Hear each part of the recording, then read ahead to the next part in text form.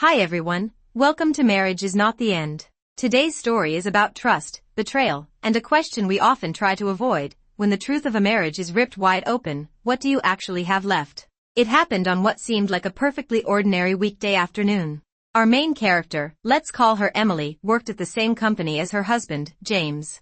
Emily was the head of finance, and James was the vice president of sales. They'd been married for 10 years, had an 8-year-old son, and lived in a nice house in the suburbs.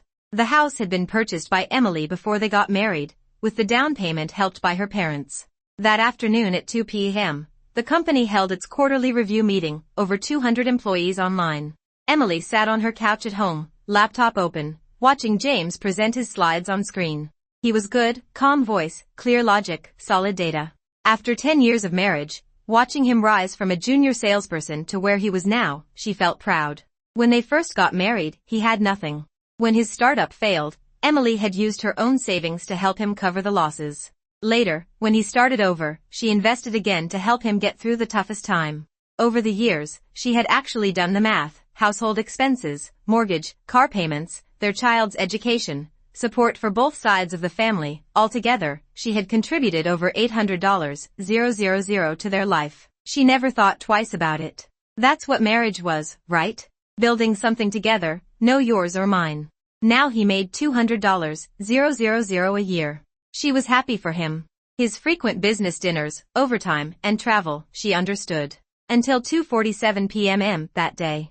Halfway through the meeting, someone suddenly said, "James, your wife is here." It was a young woman from admin. Her tone was strange, not like a notification, more like a warning. Emily instinctively looked at James's video feed. The door behind him opened. A woman walked in. She was wearing a pink dress, long hair over her shoulders, makeup perfectly done, and she was heavily pregnant. At least 7 months along. She stepped into frame and said in a soft, slightly complaining voice, "James, you promised you'd go with me to my prenatal appointment today." The meeting went dead silent. Over 200 people. Not a single word. Emily stared at the screen, her mind completely blank. James's face changed instantly. He spun around, trying to push the woman out, but it was too late. The woman had already seen the screen. Seen the 200-plus participants. And among them, Emily. Her name clearly labeled, Emily Chen, Finance Director. Yes.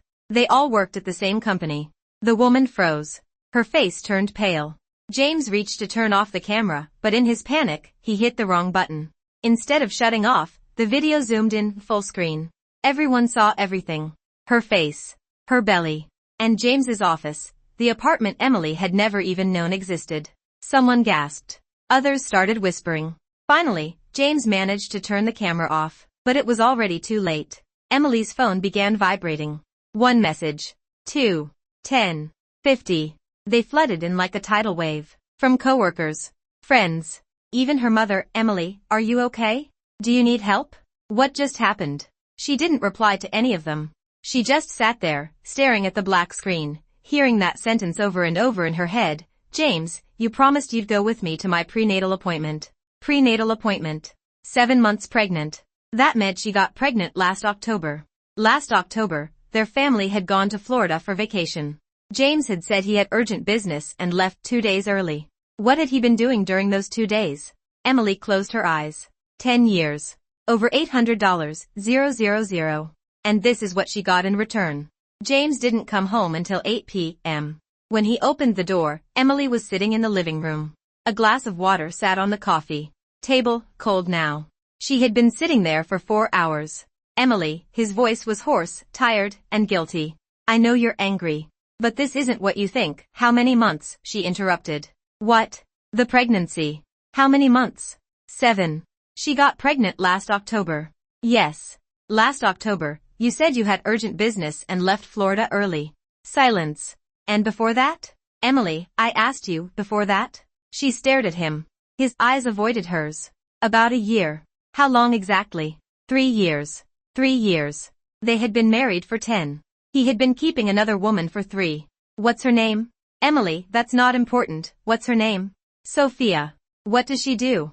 "She used to be a receptionist at the company." Receptionist. Emily remembered. 3 years ago, at the company annual party, a young woman in a backless dress had come to toast their table. Emily had even complimented her looks. James had smiled and said, "New front desk girl. Doesn't know anything yet." So it had already started back then. "The apartment, did you buy it?" "Yes." "Whose name is it under?" "Hers."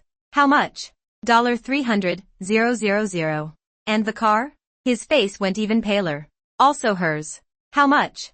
$80,000, $300,000, $80,000, plus 3 years of living expenses, shopping, travel, designer bags, jewelry. Emily worked in finance. She knew how to do the math. "How much total?" "Emily, how much?" "Around $450,000, $450,000. That's what he spent on that woman in 3 years. And she had put over $800,000 into their family. What did she get in return?" She suddenly remembered her birthday last year. She had wanted to buy a $3,000 handbag, something she'd wanted for a long time.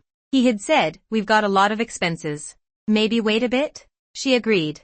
She waited a whole year and never brought it up again. Now she knew that $3,000 he had spent it buying 2 bags for Sophia. "Emily, I know I was wrong." James stepped forward, trying to grab her hand. "I've already ended things with her. Today was an accident. I was planning, ended things." She looked at him.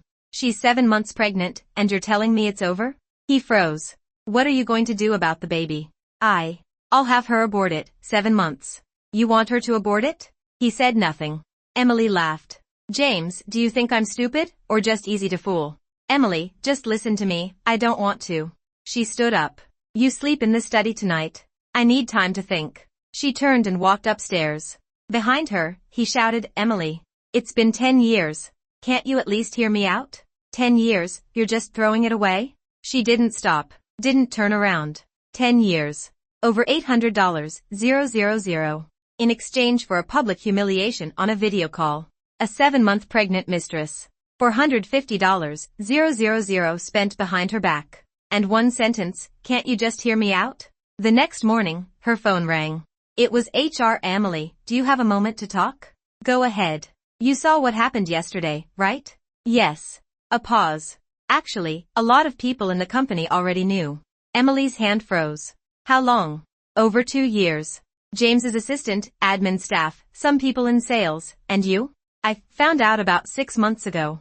"Why didn't you tell me?" "Emily, it's personal.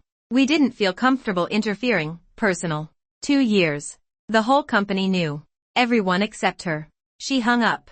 Then she went to find James's assistant, Mike, a young guy who had worked with him for 5 years. "Mike, I don't blame you. I just need you to answer a few questions honestly." "Yes, ma'am." "Where does she live?" "East Side, Oakwood Gardens, Building 17. "Did James buy the place?" "Yes. I even went with him to look at it." "And the car?" "BMW X3. He paid for it. It's under her name." "How often do they see each other?" 2 or 3 times a week. Sometimes when he says he's on a business trip, he's actually there. 2 or 3 times a week. She thought he was working late, entertaining clients, traveling. Turns out, he was with another woman. "Anything else?" Mike hesitated.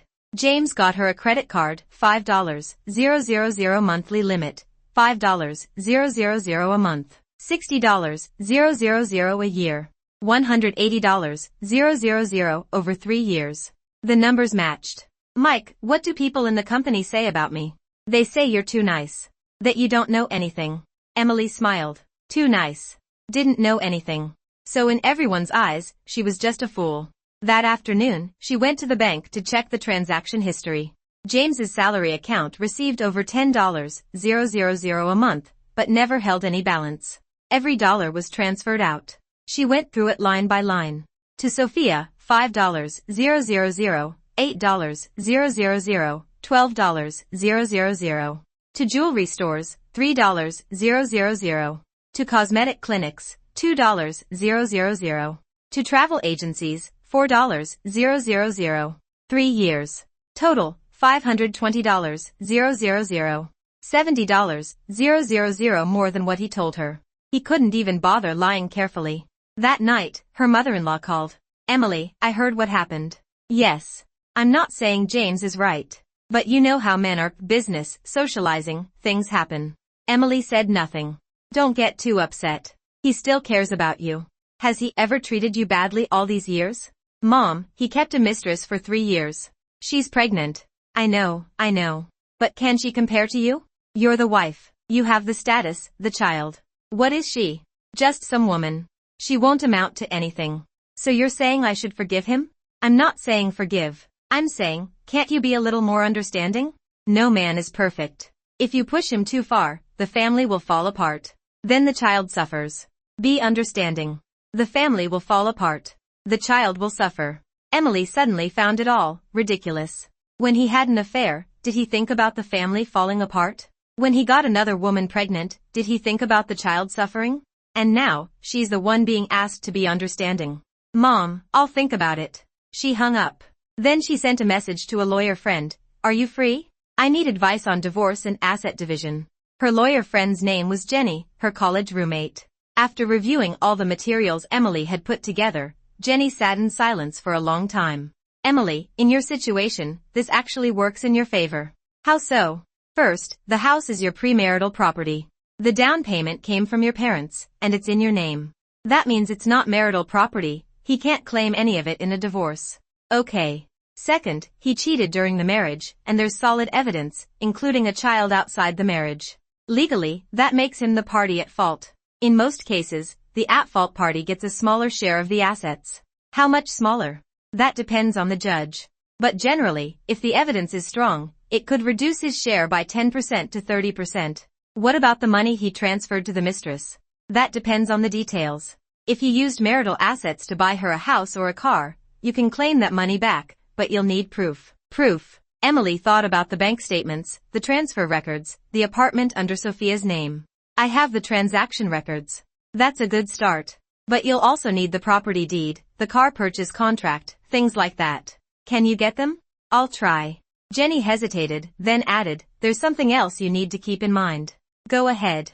He's making $200,000 a year and has accumulated assets. If you move forward with the divorce, he'll very likely try to hide or transfer assets. You need to act fast, don't give him time. Emily nodded. And one more thing, Jenny continued. You both work at the same company, he's a VP, you're a finance director. Things like equity, stock options, and bonuses all count as assets. You need to figure out exactly what's under his name. Emily paused.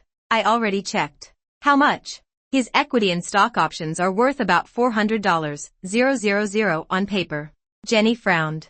He's been working for 10 years, earning up to $200,000 a year at his peak, and he only has $400,000 in assets? Yeah. The rest, he spent. Spent. On what? A $300,000 apartment. An $80,000 car. $5,000 a month in expenses. 3 years of dining, shopping, traveling. All on Sophia. There's something else, Emily said. What? When he started his business, I supported him. I invested nearly $100,000 in total. The company eventually succeeded, but he never paid me back. Do you have any written agreement? No. We were married. Who signs an IOU with their spouse? Jenny sighed. Emily, honestly, these 10 years, you've taken a huge loss. Emily gave a faint smile. Yeah, a huge loss. Over $800,000 invested. And what did she get in return? A cheating husband. A pregnant mistress. A mother-in-law telling her to be more understanding. And a company full of people who all knew, except her. Jenny, help me draft a lawsuit. You've made up your mind? I have. She didn't want to be understanding. She didn't want to forgive. She just wanted him to understand one thing. His actions would have consequences. Over the next few days, James's attitude changed. He stopped arguing. Stopped explaining. Instead, he started playing the victim. Emily, please. I'm begging you. Give me another chance. No. I'll get on my knees and beg. And he did. He dropped to his knees on the living room floor, eyes red. 10 years. 10 years of marriage, and you're just throwing it all away? When you were keeping a mistress for 3 years, did you think about those 10 years? He fell silent. Emily, I know I was wrong. I've cut things off with her, I really have. I told her to terminate the pregnancy, she's 7 months pregnant. You told her to terminate it? Then I'll let her have the baby, but I won't acknowledge it. Do you really think that's possible? He said nothing. Emily looked at him kneeling there. She didn't feel any sympathy. He had 3 years to choose not to start. 3 years to end it. But he didn't. He chose to continue. Chose to let it grow. Chose to hide it. And now that he'd been exposed, he was kneeling. This wasn't remorse. This was fear. Fear of losing money in the divorce. Get up, she said. You forgive me? No. I just don't want our son to see you like this. Their son. 8 years old. Upstairs, doing homework. He didn't know anything yet. Emily didn't plan to tell him, not now. He was too young to carry the weight of adult mistakes. But she also wouldn't sacrifice her own life just for him. That night, her mother-in-law called again. Emily, let me say a few more things. I'm listening. I know James did wrong. But he's still the child's father. If you two divorce, what happens to the child? The child stays with me. What about James? How will he live alone? Emily paused. Then she laughed. Mom, you're worried about how he will live? I didn't mean it like that. He has an apartment, a car, a $200,000 salary, and a pregnant mistress. How exactly is he going to struggle? Silence. And me, she continued. Do you know how much I've put into this family over the past 10 years? Emily, the house down payment, $300,000, mine before marriage. When his business failed, I gave him $100,000. When he restarted, I invested another $50,000. Household expenses, mortgage, car payments, our child's education, supporting both families, over $800,000 total. Over $800,000, for what? A mistress. An illegitimate child. And, can't you just be more understanding? I didn't mean it that way, Mom. I don't blame you for taking your son's side. But don't ask me to be understanding. That kind of understanding, I don't have. She hung up. Her hands were shaking. Not from anger, but from finally saying everything she had held in for so long. At 11 p.m., James knocked on her door. Emily, open up. I need to talk to you. She ignored him. Emily, you can't do this. What do you want? Just tell me, I'll agree to anything. She opened the door. He stood there, eyes bloodshot. I want a divorce. Anything except that? Nothing else. Emily, you can't treat me like this, James, she cut him off. You said you'd agree to anything. Fine. Let me ask you something. Go ahead. That $450,000, can you pay it back? His face changed. What $450,000? The house, the car, the living expenses you gave Sophia over 3 years. That was marital property. That was my money, your money? Where did your money come from? He had no answer. Your salary, half of it is mine. Your bonus, half is mine. Your stock and options, half is mine. You took our money and used it to support another woman. You really think I won't get it back? Emily, you, $450,000. I will recover it through legal means. If you cooperate, we can end this peacefully. If you don't, she looked straight at him. I'll see you in court. The next day, she started gathering evidence. Bank records, already printed. Property records, Jenny helped check them. Car purchase documents, the dealership had files. And then, the messages. James's phone password hadn't changed. It was still their son's birthday. While he was in the shower, she picked up his phone and went through it. On WeChat, she was pinned at the top. But there was a muted chat labeled home. Only 2 people in it, him and Sophia. She scrolled. The baby kicked today. Good girl. Daddy will buy you little shoes. Hubby, I want crayfish. I'll bring some after work. When are you divorcing her? Soon. I just need to figure out how. You said that last time too. Don't worry. I'll give you a proper status. A proper status. He promised her a future. So what was Emily? She scrolled further back. To her birthday last year. Sophia, hubby, I want that LV bag. All my friends have it. James, okay, we'll go this weekend. The same day, Emily had asked him for a $3,000 bag. He told her to wait. That weekend, he bought Sophia a $5,000 Louis Vuitton. Emily put the phone back. Then went into the bathroom and splashed water on her face. In the mirror, her eyes were red. But she didn't cry. She was past that stage. Now, she just wanted the divorce. That afternoon, she discovered something else. James's stock account had unusual activity. He was selling off shares. $10,000, $20,000, $30,000. In just 3 days, he moved $80,000. He was hiding money. She immediately called Jenny. He started transferring assets. How much? $80,000 in 3 days. Do you have proof? Yes. I have records of his stock account. Good. I'll help you file for asset preservation. He won't get away with it. After hanging up, Emily sat on the couch, staring out into the night. James still wasn't home. Maybe he was with Sophia again. She didn't care anymore. He could be with whoever he wanted.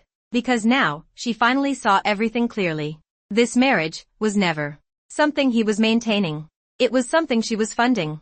He was just enjoying it. Enjoying her money, her care, her understanding, and using all of it to support another woman. She didn't want to be understanding anymore. She just wanted to take back everything that was rightfully hers. A week after the divorce petition was filed, James panicked. He took the day off and waited for her at home. Emily, are you really going to take this to court? I'm not making a scene. I'm protecting my legal rights. Can't we settle this privately? We can. Divide the assets clearly. The child stays with me, the house stays with me, and everything you bought for Sophia, you make up for that out of your own pocket. His face flushed red. You're trying to kill me. I'm only asking for what belongs to me. What belongs to you? Didn't we build this family together? Together? She laughed. The $300,000 down payment on the house was mine. When your business failed, I covered a $100,000 hole, that was mine. When you started over, I put in another $50,000, also mine. For the past 10 years, I paid most of the household expenses. And you? Where did your money go? My money, your money went to your mistress. To an apartment. To a car. To designer bags. And now that we're getting divorced, you want to tell me we built this together? He said nothing. James, let me ask you one question. Answer honestly. Ask. In these 10 years, how much money did you actually put into this family? He opened his mouth, but no number came out. Because he couldn't calculate it. Or maybe he just didn't dare say it out loud. I'll do the math for you. She pulled out a sheet of paper. On it was a list she had made. Your salary over 10 years came to about $2 million after taxes. Subtract your personal spending, entertaining, and travel expenses, and the amount you actually contributed to the family was maybe $400,000. $400,000 isn't a small amount. No, it isn't. But what you spent on Sophia, plus what you hid, is about the same. He froze. In other words, half of what you earned supported this family, and the other half supported your mistress. And me? Every cent of my $800,000 plus went into this home. Emily, so tell me again, what exactly does built together mean? He had no answer. She placed the paper on the table. I'm not even asking for extra. The house was mine to begin with, so I'm taking it back. I'll raise our son. Marital property gets divided according to the law. But the money you transferred, and the things you bought for Sophia, you need to cough that up. How am I supposed to do that? That apartment and that car, they're in her name, aren't they? Then have her return them to you. Or pay me back yourself and make up the $450,000. I don't have $450,000, that's your problem. She stood up. See you in court. Emily. He grabbed her arm. Can't you leave me a way out? She looked at him. James, these past 3 years, did you leave me a way out? He let go. She went upstairs. Without looking back. 3 days before the hearing, James's mother came. She took a 6-hour train ride from her hometown just to talk some sense into Emily. Emily, I know James wronged you. But you're both parents to that child. Does it really have to come to this? We're not making a scene. We're getting divorced. Divorced? You say it so easily. What about the child? He stays with me. And what about James? Again. That same question. Again, asterisk, what about James? Asterisk, he has his mistress. Her mother-in-law's face changed. What do you mean by that? What do I mean? He kept her for 3 years, bought her an apartment and a car, and now she's carrying his baby. He won't be lonely. That was him being foolish. What man doesn't make mistakes out in the world? Please stop saying that. Emily cut her off. Mistakes have consequences. He made them, so he gets to bear them. I will not bear them for him, and I will not forgive him for them. You're driving him to death, driving him to death? She laughed. Do you know how I've lived these past 3 years? I thought he was working late. He was with another woman. I thought he was on business trips. He was going to another woman's prenatal appointments. I thought he was telling me money's tight at home because times were hard. Meanwhile, he was giving his mistress $5,000 a month in living expenses. Her mother-in-law froze. The whole company knew. More than 200 people. I was the only one who didn't. Do you know what that felt like, sitting in that video meeting? Her voice was calm, but every word carried force. He turned me into the company joke. And now you're here telling me to leave him a way out? That's not what I meant, Mom. I don't blame you. You're his mother. Of course you're taking his side. But don't try to persuade me anymore. I've had enough of this marriage. Her mother-in-law sat on the couch, lips trembling, unable to say another word. That night, James came home drunk. He stood outside her bedroom door and knocked for a long time. Emily. Emily, she didn't open it. I'm begging you. I really know I was wrong. Just give me one more chance. She lay in bed, staring at the ceiling, unmoved. You're forcing me. You really are forcing me. His tone changed. There was a trace of threat in it now. You think life will be easy for you after the divorce? You think you'll get that money back? Dream on. Worst case, I'll walk away from everything, and you won't get a dime either. She opened the door. He stood there, eyes bloodshot, reeking of alcohol. Say that again. You said you're willing to walk away from everything? Yeah. I want nothing. Good. She took out her phone and hit record. Please say that one more time. What was it you just said? He froze. Looking at the phone in her hand, his face turned white. You're recording me? Yep. She smiled. You said you want nothing. I'm just helping you keep a record of that. Might come in handy in court. He snatched the phone out of her hand. She didn't stop him. Because she had another phone, in the bedroom drawer, recording too. He didn't know that. He thought he'd won. In reality, he hadn't won anything. On the day of the hearing, Jenny went with her. James had hired a lawyer too, sharp suit, very polished, looked highly professional. But when they presented the evidence, his expression changed. Bank records, $520,000 in transfers, clearly documented. A copy of the property deed. Oakwood Gardens, Building 17. Purchase price, $300,000. Buyer, Sophia. Source of funds, James. The car purchase agreement. BMW X3, $80,000. Registered under Sophia's name. Screenshots of the chat messages. Hubby, I want that LV bag. Okay, we'll go buy it this weekend. And then the audio recording. I want nothing. After listening, the judge turned to James. Defendant, do you have any objection to the evidence submitted by the plaintiff? His lawyer leaned over and whispered something to him. James's face turned bright red. I object. That money was my personal money? Jenny stood up. Your Honor, under marriage law, income earned during the marriage is marital property. The defendant used marital assets to purchase real estate and a vehicle for a third party outside the marriage. That constitutes unauthorized disposal of joint property, and the plaintiff has the right to demand restitution. This, in addition, after learning that the plaintiff intended to file suit, the defendant transferred $80,000 in assets. Within 3 days. We have already applied for asset preservation. Your Honor, this is clearly a malicious attempt to hide assets. The judge nodded and looked at James. Defendant, do you have anything else to say? James opened his mouth, but nothing came out. After the hearing, James stopped her outside the courthouse.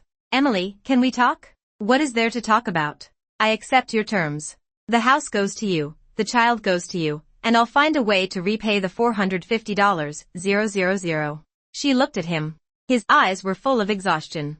3 years. He spent 3 years supporting a mistress. Now he would spend even longer paying for it. Why agree all of a sudden? Because, he gave a bitter smile. Because Sophia ran. Ran? When she found out I was getting divorced and had to pay the money back, she disappeared. She sold the apartment, took the car, and now I can't reach her. Emily paused. Then she laughed. She's a lot smarter than you. Emily, James, you spent 3 years raising someone who was more calculating than you.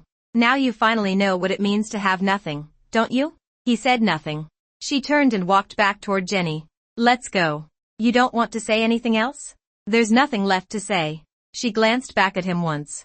He stood there at the courthouse entrance, sunlight falling across him. Once, he had been a confident, ambitious VP of sales. Now he looked like a defeated middle-aged man. She felt no pity. Because every bit of his downfall was a road he chose himself. The court's decision came 2 months later. The house went to her. The child went to her. Of the marital assets, she was awarded 65%. In addition, James was ordered to repay the marital assets he had improperly spent, the $450,000, within 3 years. Holding the judgment in her hands, she sent Jenny a message. Thank you. What are you thanking me for? Just treat me to dinner sometime. That evening, she saw someone at the entrance of her neighborhood. Sophia. Her belly was huge now, she looked close to giving birth. What are you doing here? Emily asked, her expression complicated. I came to find James. He doesn't live here anymore. I know. But I have nowhere else to go. She gave a faint, bitter smile. I sold the apartment. Spent the money. Now I have nothing. That's your problem. I know. She lowered her head. I just wanted to tell you, a lot of that money, he gave it to me willingly. He said he'd give me a proper place in his life. And then? And then you sued him. His assets got frozen. He lost everything. She looked up at Emily. You won. Emily looked at her. A heavily pregnant woman, no makeup, dark circles under her eyes. Once, she had been the pretty receptionist in a backless dress. Now, she was just a woman who had been abandoned. I'm not here to win against you. What? I'm not here to win against you, Emily said calmly. What happened between you and him, that's between you two. I just didn't want to keep being lied to. Sophia froze. Where is he now? She asked. I don't know. And I don't want to. Emily turned and walked into the neighborhood. After a few steps, she paused. Oh, and one more thing. What? When the baby is born, get a paternity test. A man like James is capable of anything. She didn't turn around. But she heard it, Sophia crying. Emily didn't stop. She didn't hate her. She was just another person who had been deceived. Only, in an even worse way. After the divorce, Emily moved back into her own house, the one she had bought before marriage, the one in her name. Her son stayed with her. He was 8 now, old enough to understand a little. Mom, where's Dad? Dad has some things to deal with right now. He can't be with you for a while. Did he leave us? She knelt down and looked into his eyes. No. It's not that. Sometimes adults have problems they need to deal with separately. But no matter what, he'll always be your dad, and I'll always be your mom. That won't change. He nodded. Can I go see him? Of course. When he gets settled, you can. She gently touched his head. I love you. I love you too, Mom. That night, she sat alone on the balcony, looking out at the city lights. 10 years. Over $800, 000. In the end, what did she keep? The house. Her child. Herself. What did she lose? Someone who wasn't worth keeping. When she thought about it, it didn't feel like a loss at all. Her phone rang. It was her mother. Sweetheart, don't take it too hard. A man like that, you're better off without him. I know, Mom. You're raising a child on your own now. If you need anything, your dad and I are always here. Okay. Get some rest. Don't overthink things. She hung up and smiled. 10 years ago, when she got married, her mom had told her, don't let yourself be taken advantage of. She hadn't listened. Now, finally, she wasn't the one losing anymore. The price was 10 years. But that was okay. She still had a long life ahead. 1 year later, she got promoted to vice president of finance. Everyone at the company knew she was divorced, but no one talked about it anymore. Because she proved herself with results. One day, she saw James at the company entrance. He had lost a lot of weight. There were streaks of gray in his hair. Emily. Do you need something? No. I just wanted to see you. He gave a faint, lonely smile. I heard you got promoted. Congratulations. Thank you. I'll pay back the $450, 000, as soon as I can. No rush. She looked at him. Once, she thought this man was her entire world. Now she understood, he was just someone who had passed through it. Oh, by the way, she asked, did the baby get born? Yeah. A boy. And Sophia? I don't know. She left right after giving birth. The baby's with my mom now. Emily paused. What are you going to do? I'll raise him. I can't just abandon him. He gave a bitter smile. I made my choices. I'll take responsibility. Emily said nothing. At least he had finally learned one thing. You live with the consequences of your choices. Take care of yourself, she said. Then she turned and walked into the building. She didn't look back. But she knew he stood there, watching her walk away. Until she disappeared into the elevator. As the elevator doors closed, she thought back to that moment a year ago, that video meeting. More than 200 people watching as a pregnant mistress walked into his office. At the time, she thought her world had collapsed. Now she understood, it wasn't her world that fell apart. It was his lies. And her? She hadn't lost anything. She had a home. A son. A career. A future. All of it, her own. That's the story for today. This is Marriage is Not the End. Marriage isn't the finish line. Sometimes, losing the wrong relationship is the beginning of a new life. If you enjoyed this story, don't forget to like, subscribe, and share. See you next time.